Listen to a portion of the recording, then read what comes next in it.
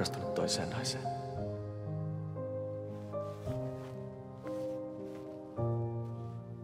Miten sä voit olla tollanen kitsikäs kusipää? Sä oot pilannut meidän koko elämän! Ai minä? Olisiko sun kannattanut miettiä tota enemmän?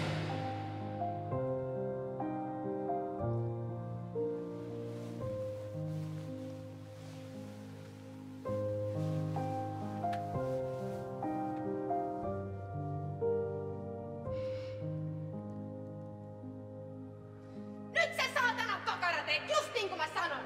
Ymmärrätkö?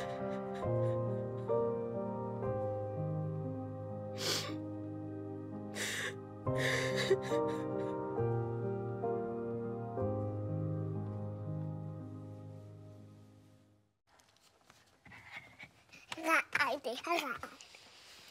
Ei kun nukutaan vielä ihan hetki. Eikä. Kato vaikka lastenohjelmia. Ei, mulla on nälkä. Mä toin ihan just laittaa sitä puuroa.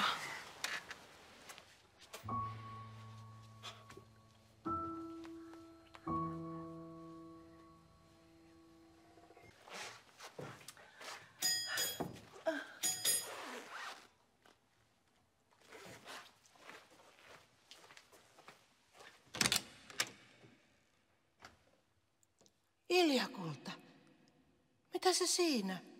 Mulla on nälkä, on kiisi täällä.